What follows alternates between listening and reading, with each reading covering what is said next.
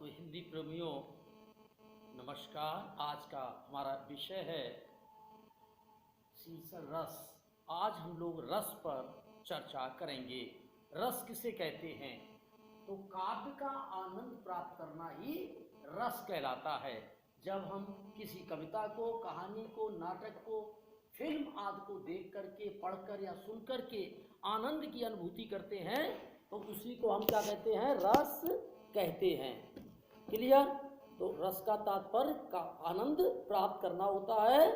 जब हम किसी कहानी को, कविता को, नाटक को, उपन्यास को, फिल्म को पढ़ते समय, देखते समय जो आनंद प्राप्त करते या सुनते समय जो आनंद प्राप्त करते हैं, तो पाठक, श्रोता, दर्शक को जो सुख दुख आनंद की अनुभूति होती है वही काव्य में रस कहलाता है।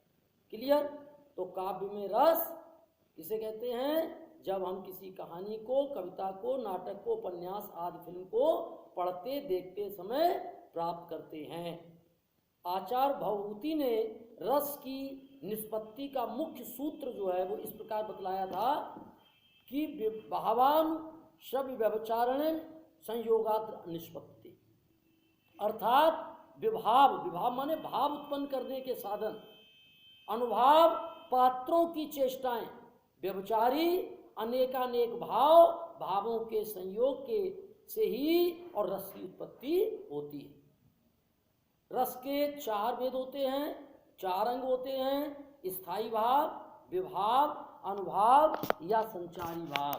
क्लियर? चार: स्थायी भाव, विभाव, अनुभाव और संचारी भाव। ये रस के अंग चार होते हैं। अब हम बात करते हैं रस के कितने भेद होते हैं। रस के 11 भेद होते हैं। पहला होता है श्रृंगार रस, दूसरा होता है हास रस, तीसरा करुण, फोर्थ है रौद्र रस, फिफ्थ है वीर रस, सिक्स है भयानक रस, नेक्स्ट है बीभत्स रस, फिर है अद्भुत रस, शांत रस, वात्सल रस और भक्ति रस। ये 11 प्रकार के रस जो है वो होते हैं। क्लियर? अब आता है कि स्थायी भाव। अभी मैंने बताया था आपको स्थायी भाव क्या होता है, कि स्थायी भाव जो होता है उसमें मनुष्य के मन में प्रेम, क्रोध, दुख, उत्साह आदि का स्थायी रूप से जो भाव उत्पन्न होता है, स्थायी रूप से जो विद्यमान रहता है, उन्हें स्थायी भाव कहते हैं। स्थायी भाव हमारे हृदय में रहते हैं, जो छिपे हैं, ठीक है, और स्वयं ही जागृत हो जाते हैं।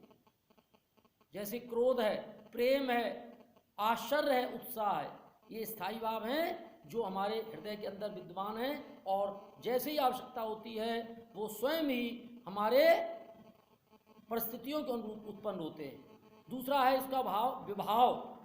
विभाव किसे कहते हैं? उन वस्तुओं एवं विषयों के वर्णन को विभाव कहते हैं जिनके प्रति हमारे किसी प्रकार का भाव या संवेदना जागृत हो, अर्थात भाव के जो कारण होते हैं उन्हें विभाव कहते हैं। क्लियर? अब आता है अब अनुभाव किसे कहते हैं? तो अनु का अर्थ होता है पीछे और भाव का अर्थ होता है जो भाव, अर्थात बाद में स्थायी भाव के उत्पन्न होने के बाद जो भाव उत्पन्न होता है उन्हें अनुभाव कहते हैं। फोर्थ आता है संचारी या व्यभिचारी भाव। तो ये क्या होता है? मन के चंचल या अस्थिर विकारों को ही संचारी भाव कहा जाता है। स्थायी भाव के बदलने पर ये भाव परिवर्तित होते रहते हैं। संचारी भावों की कितनी संख्या है? 33 बताई गई। मुख्य संचारी भाव हैं शंका, निद्रा, आलस्य, मद, दीनता, चिंता, मोह, स्मृति, धैर्य, लज्जा, चपलता, आवेग, हर्ष, विभाव, उत्सुकता, त्रास आदि। क्लियर? अब हम आपको हर रस का स्थायी भाव और संचारी भाव बताएंगे, जो कि सीबीएसई की परीक्षाओं में रस आपका आता है 10th और इंटर में। तो श्रृंगार रस का स्थायी भाव लिख लीजिए रति।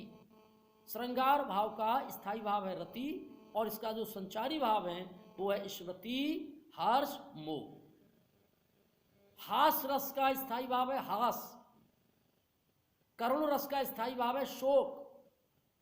रौद्र रस का स्थायी भाव है क्रोध आना।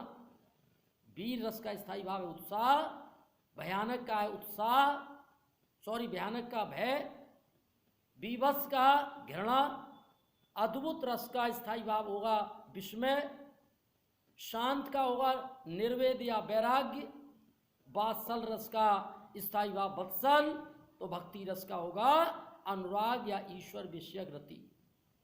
अब मैं बात कर रहा हूँ रस के भेद, जो मैंने अभी बताया आपको।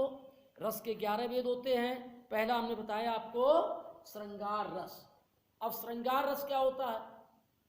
तो श्रृंगार रस में नायक नायिका एक दूसरे के मन में एक दूसरे के प्रति प्रेम उत्पन्न करते हैं, ठीक है। और इस श्रृंगार रस को हम रस राज भी कहते हैं। ये रसों का राजा कहा जाता है, ठीक है। जब नायक नायिका के मन में एक दूसरे के प्रति प्रेम उत्पन्न हो जाता है, विभाव अनुभाव तथा संचारी भाव के योग से स्थायी भाव रति जागृत हो जाता है, तो श्रृंगार रस कहलाता है। श्रृंगार रस के 2 भेद होते हैं, एक होता है संयोग श्रृंगार और एक होता है विप्रलम्ब श्रृंगार। जब नायक और नायिका का मिलन होता है तो संयोग श्रृंगार कहता है। जैसे तन संकोच मन परम उछाहू, गूढ़ प्रेम लख परम न काहू, जाय समीप राम छब देखी, रहे जन क्वार मित्र अनुरेखी। तो इसमें नायक नायिका का मिलन है, ठीक है। तो यहाँ स्थायी भाव होगा रति, आश्रय होगा नायिका, विषय होगा नायक या श्री राम जी, उद्दीपन होगा समीप में आना, और संचारी भाव होगा सीता जी का जड़वत रह जाना। क्लियर। दूसरा होता है वियोग श्रृंगार। वियोग श्रृंगार क्या होता है? जब नायक नायिका के वियोग का वर्णन है। वियोग माने अलग हो जाना, दूर हो जाना। विरह का जलजात जीवन, विरह का जलजात, वेदना में जन्म, करुणा में मिला आवास, अश्रु चुनता दिवस इनका, अश्रु गिनती रात, जीवन विरह का जलजात, जीवन विरह का जलजात। ये उदाहरण है काय का? वियोग श्रृंगार का। इसमें स्थायी भाव क्या होगा? रति, आश्रय क्या होगा? नायिका, विषय क्या होगा? नायक, उद्दीपन क्या होगा? नायक से दूरी, अनुभव क्या होगा? वेदना या पीड़ा, संचारी भाव होगा विलाप करना। अब आता है सेकंड, हम रस के बारे में बात करेंगे, करुण रस। जब प्रिय या मनचाही वस्तु के नष्ट हो जाने